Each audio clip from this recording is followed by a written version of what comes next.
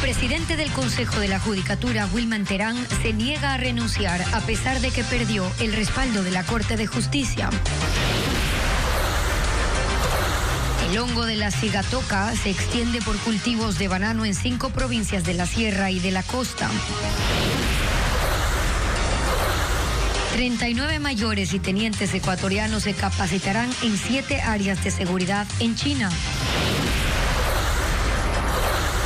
Fundaciones, organizaciones internacionales y empresa privada conforman una red para ejecutar programas sociales para 300.000 personas en zonas violentas de Guayaquil.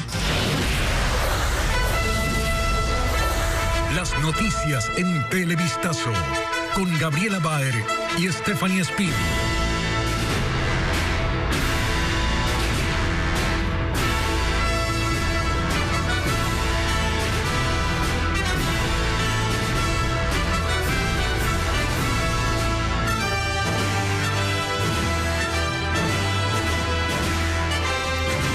Amigos, a Televistazo este martes 29 de agosto. Estefi, hola. ¿Qué tal, Gaby? Y amigos, muy buenas tardes. Comenzamos esta emisión con la polémica entre jueces nacionales y la entidad de control.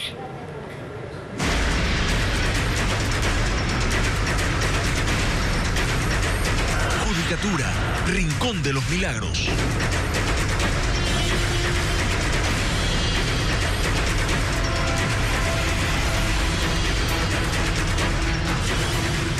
El pedido de la Corte Nacional para que renuncie el Consejo de la Judicatura no caló en los aludidos. Su presidente Wilman Terán respondió mediante un video publicado en sus redes sociales en el que lanza indirectas y deja claro que no se irá pese a la ola de cuestionamientos. Informa Jacqueline Rodas.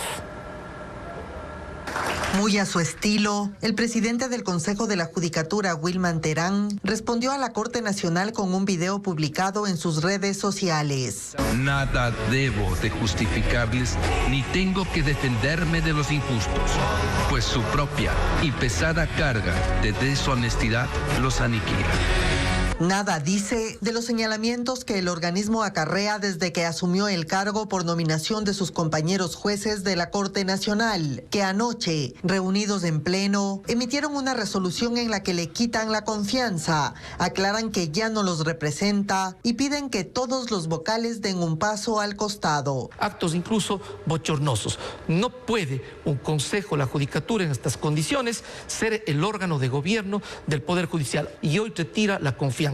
No nos representa el doctor Wilman Terán. Pero Terán no se da por entendido, se limita a lanzar indirectas. Los corruptos, quienes persiguen personas más que a delitos, los carentes de honradez, lo hacen por temor a que ya les toque. Los atacantes señalan defectos de forma, pero nada sobre el fondo. Y yo mantengo mi posición pacífica, mientras que los adversos, con su soberbia, atacan sin fundamento ni motivo. Yo los dejo en su juego.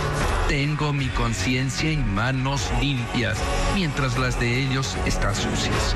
Con este video evitó contestar preguntas, pues en inicio convocó a una rueda de prensa para este martes a las 10 de la mañana, que luego canceló. Mientras guardan silencio los vocales Juan José Morillo y Maribel Barreno, procesados por tráfico de influencias, y Javier Muñoz, señalado por actuar presuntamente ebrio en la sesión para destituir al juez Walter Macías. Pese a todo, el Consejo de la Judicatura no repara en que ahora es un organismo deslegitimado por la Corte Nacional y hoy publica más videos que dejan claro que seguirá con el concurso para nombrar a 7 jueces que prevé posesionar en febrero. No se irán por su voluntad y al momento no hay Asamblea Nacional para destituirlos por juicio político.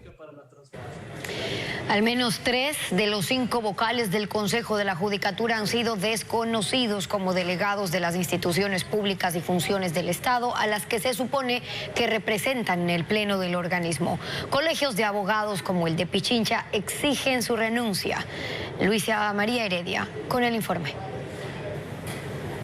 La Fiscalía General del Estado fue la primera institución en reaccionar ante la decisión de la Corte Nacional de Justicia de retirarle la confianza a su delegado en el Consejo de la Judicatura, Wilman Terán, por sus actuaciones como presidente del organismo. En este comunicado, el Ministerio Público se refirió a la vocal Maribel Barreno, quien enfrenta una investigación por tráfico de influencias y obstrucción a la justicia. La desconoce como su delegada. Recuerda que la actual fiscal general Diana Salazar en junio de 2019 le retiró la comisión de servicios debido a que su labor nunca respondió a los objetivos planteados por la institución. Sin embargo, la funcionaria decidió renunciar y quedarse en la judicatura trabajando bajo su propia agenda. En junio del año anterior, Javier Muñoz, otro vocal, también fue desconocido como delegado de la función ejecutiva. Es un delegado que a mi gobierno no lo representa. Fue nombrado en el gobierno anterior y de él se escuchan muchas cosas, en materia de corrupción. Con estas palabras, el presidente de la República, Guillermo Lasso, hizo pública entonces su decisión de solicitarle la renuncia. Y en un comunicado oficial difundido este martes, recordó esa decisión. El pleno del CJ lo integran también Juan José Morillo, procesado junto a Maribel Barreno, quien es el delegado de la Defensoría Pública. Esta institución no se ha pronunciado aún sobre su representatividad. Y Fausto Murillo, quien incluso fue presidente encargado del organismo y sobrevivió a un juicio político en la Asamblea, que ha sido tan nefasto el ejercicio de sus funciones que todos los miembros del Consejo de la Judicatura se encuentran profundamente desprestigiados y deslegitimados, y casi la totalidad de ellos salpicados de corrupción. Dice el Colegio de Abogados de Pichincha que en un pronunciamiento difundido en redes exige su renuncia. La Corte Constitucional debería tomar cartas en el asunto y en su calidad de Asamblea Nacional tomar este proceso y destituir a las vocales. En otra publicación, el Colegio de Abogados de la SOA incluso pide que se deje sin efecto la separación del juez nacional Walter Macías, se respete la independencia judicial y que los magistrados no sufran ilegítimas injerencias en sus actos jurisdiccionales. Incluso que se suspenda el concurso para la designación de nuevos jueces. ¿Y quién es Wilman Terán? Bueno, es un abogado de Santo Domingo de los Áchilas que desde los juzgados de primer nivel llegó hasta la Corte Nacional de Justicia. Como integrante de ese organismo fue designado primero de una terna para dirigir el Consejo de la Judicatura. Ya en el cargo, las actuaciones de Terán no están exentas de polémica e histrionismo. Wilman Terán lleva 7 meses como presidente del Consejo de la Judicatura y ese tiempo ha sido suficiente para el desarrollo de una gestión cercana al performance teatral y no exenta de polémicas. Pero ¿de dónde salió Wilman Terán? Yo vengo de las estrellas, un caminante de sueños soy. Fue el primero de la terna que propuso el Pleno de la Corte Nacional de Justicia para dirigir el órgano de administración de la función judicial. Terán es abogado y doctor en jurisprudencia por la Universidad Central. Tiene posgrados en Derechos Humanos, Derecho Penal y Criminología. Fue juez del Tribunal de Garantías Penales de Santo Domingo de los Áchilas y llegó a ser magistrado de la Corte Nacional de Justicia, donde integraba la Sala de lo Civil y Mercantil y también la de la Familia, Niñez y Adolescencia. Pero antes de eso, fue director nacional de asesoría jurídica y secretario nacional del Consejo de Gobiernos Parroquiales Rurales del Ecuador. Sí, fue secretario de Bolívar Armijos. Por favor, repítame la pregunta. Pero si le preguntan a Wilman Terán quién es él, la respuesta es más sencilla. Soy un caminante de sueños, hermanas y hermanos. Terán en tiempos del correísmo fue director ejecutivo de la comisión que investigó el ataque de Angostura y coordinó las investigaciones de la Comisión de la Verdad. Wilman Terán acumula 3 doctorados honoris causa, ha publicado 8 libros y ha ejercido la docencia. En una universidad daba clases en la maestría de Derecho Penal y Litigación Oral. Y seguramente era algo más o menos así. Los derechos tienen un goce y un ejercicio a un nivel tendente a la progresividad. La progresividad es la fórmula equivalente a ni un paso atrás. Wilman Terán es un hombre versátil, es capaz de cambiar de rol en segundos. Y entonces entra a algún lugar como si fuera candidato a cualquier cosa. Luego se transforma en animador de eventos hasta que llegue el momento de cerrar los ojos.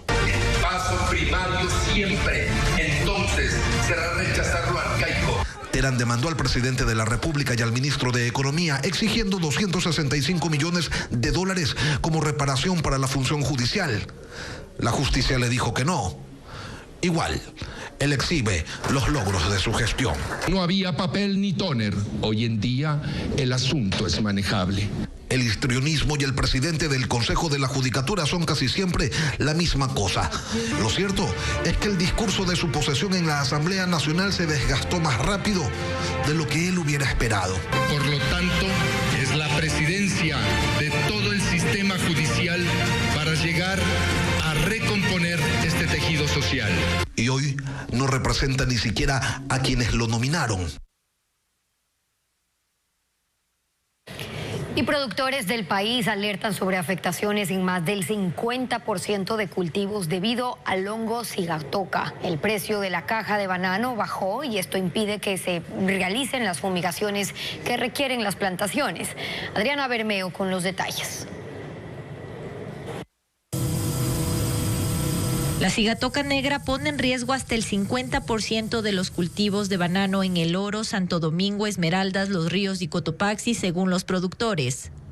En las plantas se ve así: hojas amarillentas, partidas, oscuras, como si se hubieran quemado. El hongo ocasiona que el banano madure más rápido y no alcance las condiciones de calidad para la exportación. La sigatoka se multiplica por la humedad y las temperaturas elevadas que superan los 35 grados centígrados. A partir de junio debía empezar la época seca. Sin embargo, las lluvias continúan. En Santo Domingo la situación se ha tornado crítica. Las hectáreas afectadas pasaron de 120 el año pasado a 500 en el 2023. Con el fenómeno del Niño se incrementaron las lluvias, las precipitaciones fueron más altas que otros años y eso influyó en que la sigatoka se desarrolle de manera más severa. En la provincia de El Oro, que concentra a más de 3.000 pequeños y medianos productores, hay 25.000 hectáreas afectadas por sigatoka. De estas, 5.000 están en estado crítico. Los agricultores no han podido pagar las fumigaciones. La situación es crítica. Nosotros habíamos planteado ya hace algún tiempo que debería haber una declaratoria de emergencia. Si no tenemos esa productividad de 2.400, 2.600 cajas hectárea año, vamos a tener un problema, lo que estamos viendo actualmente, que las fincas se las van a dejar abandonadas. El Ministerio de Agricultura reporta que en todo el país existen 17.000 hectáreas afectadas por la enfermedad, pero los agricultores señalan que esa cifra es mucho mayor. Las lluvias seguirán más allá de noviembre, cuando se estima que se iniciará el fenómeno del Niño y será el caldo de cultivo para que el hongo se mantenga y pueda extenderse.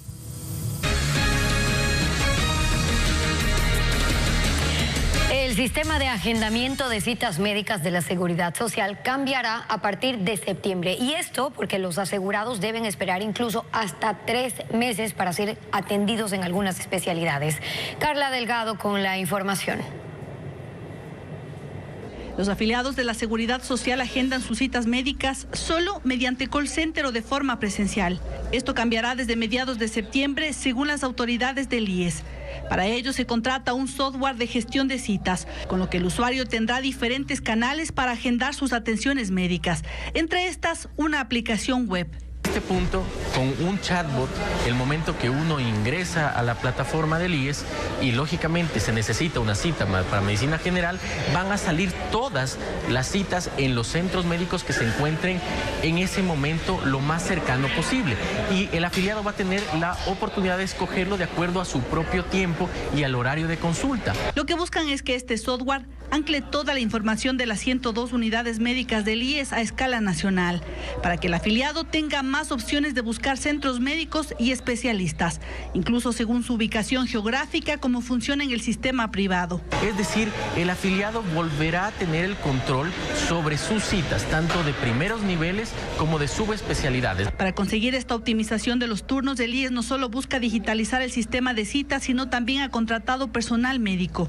Este 1 de septiembre, 400 médicos y especialistas se integran a esta red de salud. Estos cambios ocurren porque los afiliados actualmente tienen dificultades para obtener turnos en corto tiempo para algunas especialidades médicas. Con este nuevo sistema, el IES pretende pasar de 3.000 atenciones diarias a 6.000, con lo que los tiempos de espera se reducirán considerablemente, según señalan.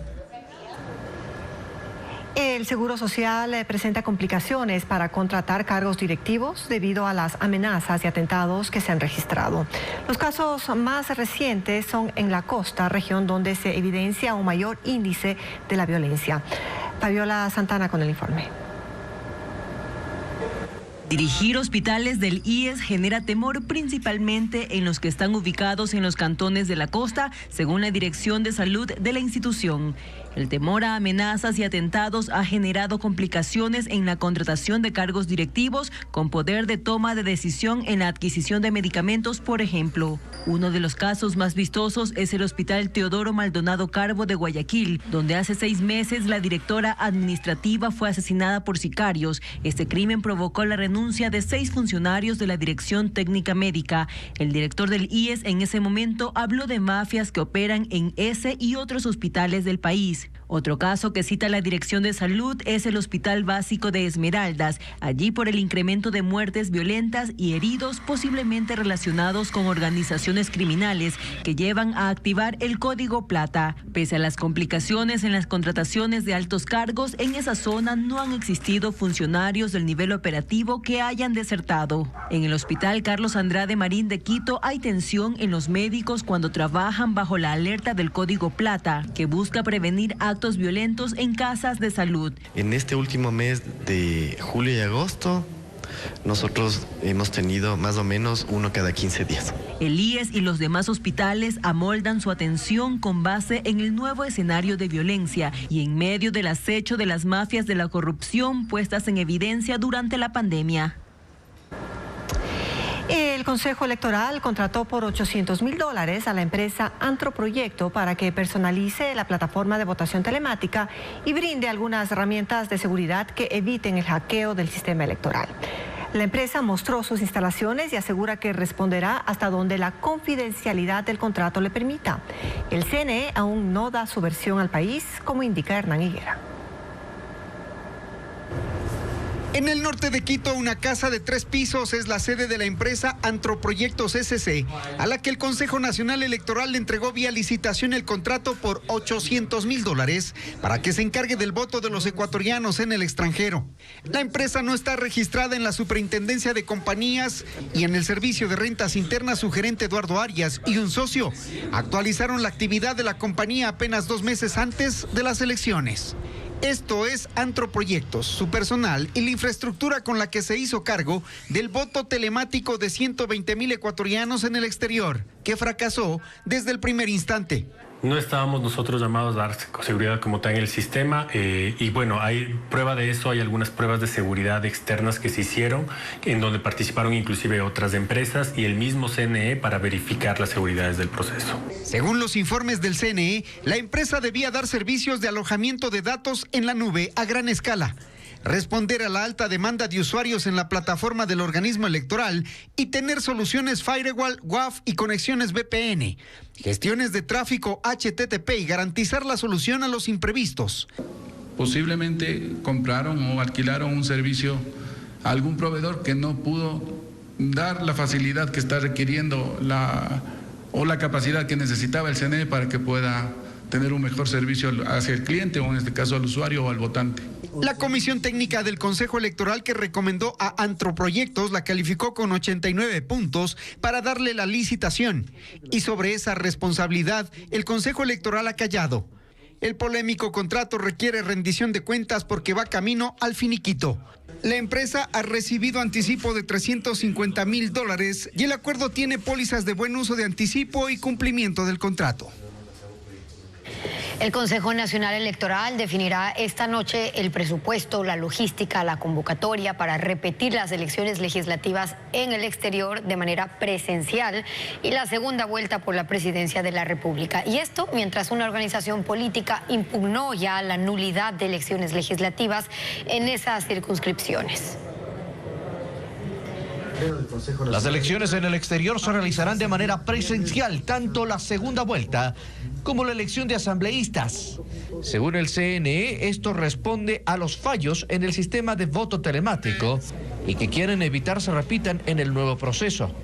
Rechazan que se vincule su decisión al pedido de la Revolución Ciudadana. Esto no se debe ninguna propuesta de ningún partido político. Esto es una responsabilidad absoluta y apegado a la Constitución.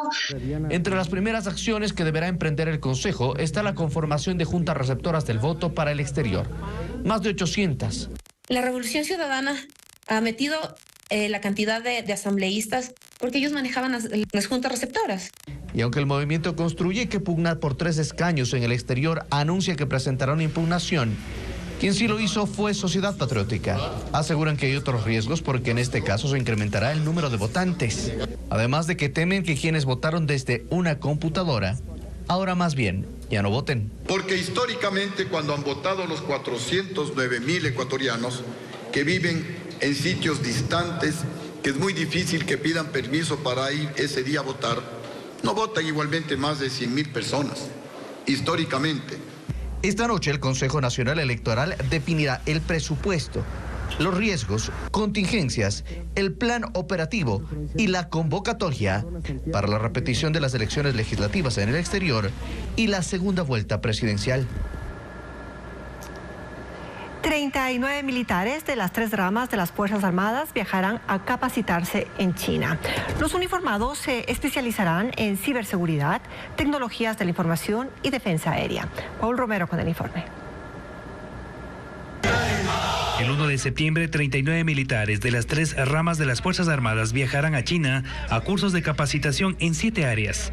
Son 36 oficiales entre mayores, tenientes coroneles y 3 de tropa que ganaron un concurso interno para especializarse en ciberdefensa, tecnología de sistemas de la información, mantenimiento de aviación, defensa aérea, rescate, que impartirán militares chinos durante 11 meses.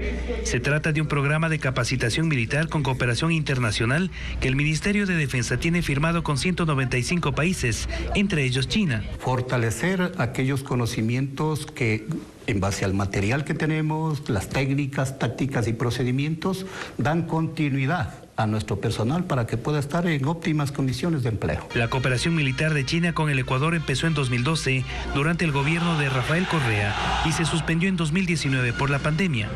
Los cursos se retomaron en 2021 con 4 militares y en 2022 con 2. Esta cooperación con China podría afectar el memorándum de entendimiento firmado entre el Ecuador y Estados Unidos para el fortalecimiento de las Fuerzas Armadas, en donde también se incluye la capacitación de los oficiales ecuatorianos. No es motivo de preocupación ni de alarmarse de que el personal militar esté recibiendo esa capacitación con China. China en 2023, después de Estados Unidos con 255 militares capacitándose y Canadá con 100, es el tercer país con más oficiales ecuatorianos en formación. Estos cursos son financiados por los países cooperantes, con transporte, alojamiento, alimentación y colegiatura. Y permanecer más de 24 horas sin dormir podría ocasionar que el cerebro envejezca de 1 a 2 años y asimismo tener el sueño ligero, despertarse durante las horas destinadas al descanso, causan problemas en la salud, como nos reporta ahora Vanessa Robles. Trasnochar para algunos puede ser parte de la rutina, pero una noche sin dormir en realidad produce cambios neuronales en el cerebro y podría hasta envejecerlo. Esa fue la conclusión de la investigación que realizó la Universidad de Zúrich en Suiza.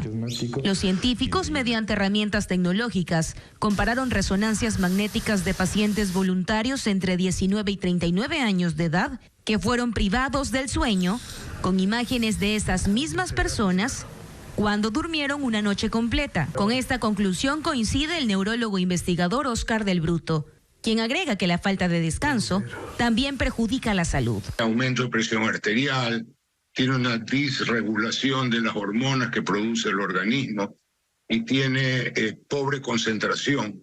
Eso no afecta si es eventual. El problema es donde esto se vuelve una rutina. Estos signos pueden desaparecer tras una buena noche de descanso, pero no solo se trata de dormir al menos 7 horas, sino dormir bien. El estudio también indica que la reducción de la calidad de ese sueño es una característica frecuente de trastornos en la salud. Que la persona tenga un reflector prácticamente en su ventana o dormir con aparatos electrónicos prendidos, el televisor o el celular, interfiere significativamente en la calidad del sueño. Y la mala calidad del sueño dispara mecanismos inflamatorios. El sueño es fundamental para que el ser humano mantenga funciones físicas y psicológicas normales, concluye el estudio. Y aunque sí se puede recuperar, dormir en la mañana no compensa la falta de sueño nocturno. En Ecuador cada vez hay más empresas comprometidas con el ambiente. Cadenas alimenticias y de supermercados implementan energía solar. Miles de paneles reemplazan la energía convencional. Carla Delgado con el reporte. En este local de comida rápida la energía es vital. Está presente en la cocina. También es indispensable para congelar los alimentos y hasta para los servicios automatizados de selección del menú.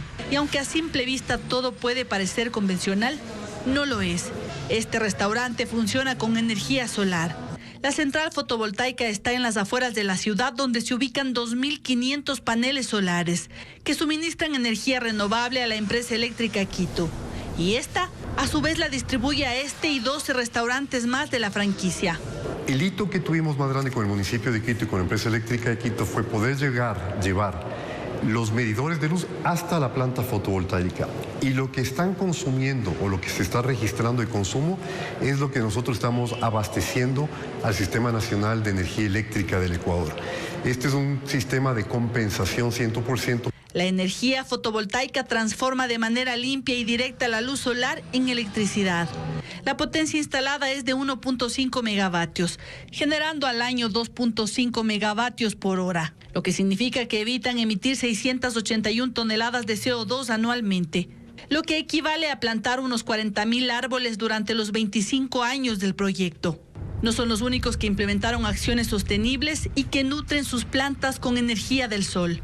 También este centro regional de distribución de los almacenes TIA tiene en su cubierta 1.972 paneles solares que receptan la energía del sol y luego se direcciona a estos generadores. Así se distribuye energía a toda la planta. Esto genera 1.687 megavatios por año. Un poco del ahorro que se nos genera acá es alrededor de $115.000 anuales. La empresa reducirá anualmente 804 toneladas de CO2 a la atmósfera, es decir, más de 1.600 barriles de petróleo que se dejarán de utilizar. El trasplante de bacterias se utiliza para tratar una enfermedad causada por una enfermedad intestinal. Una microbióloga española explica sus beneficios. En los desechos humanos se puede encontrar la cura para algunas enfermedades. Esa fue una de las exposiciones que más llamó la atención en el Congreso Latinoamericano de Microbiología que se desarrolló en Quito. Es un tratamiento que permite reemplazar las bacterias del intestino de una persona enferma con bacterias de una persona sana. Pero ¿cómo es el proceso de trasplante de heces? Requiere primero de donantes. Deben ser personas sanas y que rara vez hayan utilizado antibióticos. Aproximadamente el 2% de la población puede ser donante de heces, porque hay que cumplir muchos criterios. Si tienes el colesterol un poquito elevado, ya no puedes ser donante. El resto del proceso es más sencillo. Se extraen todos los microorganismos de las heces y se los convierte en polvo para luego ser administrados a los pacientes en pastillas. Y en una sola dosis, con una sola deposición de heces, somos capaces de curar una infección por Clostridium difficile que antes era muy compleja de tratar porque era resistente a los antibióticos. En España se ha aplicado por más de una década, pero en Ecuador todavía no. La comunidad científica mundial investiga la eficacia del trasplante de heces para tratar otras enfermedades, como una infección urinaria. 300.000 personas participan en programas sociales en zonas violentas de Guayaquil. Estas actividades son organizadas por una red de fundaciones, de organismos internacionales y la empresa privada, como lo informa ahora William Young. Trabajan en barrios tomados por la violencia criminal, especialmente en el noroeste de Guayaquil. Intentan consolidar una base social para saber qué hacer en estas zonas, para recuperarlas y devolverlas a la comunidad. Por ejemplo, a través del deporte, la cultura, el arte, lo que hicieron en otras ciudades que salieron de esta situación. Es decir, una fuerte presión social para recuperar espacios públicos y poco a poco esos territorios volverlos ¿no es cierto?, a su entorno natural. Javier Gutiérrez lidera Misión Alianza Noruega, una entidad europea de cooperación. Es una de las 15 organizaciones que se agruparon para ejecutar programas en los sitios de mayor riesgo y hacerle frente a la violencia. Hacer un llamado a más organizaciones, ya no solamente de la sociedad civil, sino organizaciones universitarias, de la empresa privada, para poder intervenir ya en programas que recuperen los espacios públicos y el tejido social en el noroeste. Estas acciones también están relacionadas a la danza y la música en parques que semanas atrás se usaban para reuniones de bandas delictivas, por ejemplo en Sociovivienda, en el noroeste de la urbe. De apartar de riesgo a la niñez y a la adolescencia a través del arte y el deporte, porque es un trabajo conjunto, un trabajo familiar. No podemos solo vincular a la niñez si no están sus representantes. Los integrantes de esta red implementarán estas acciones en otros cantones del Guayas, como Milagro. Bueno, amigos, así estamos despidiendo Televistazo, que regresa para ustedes, ya lo saben, a las 19 horas en su emisión estelar, Estefi. Pero recuerden que pueden seguir atentos a las noticias en www.ecuavisa.com. Que tengan todos una excelente tarde.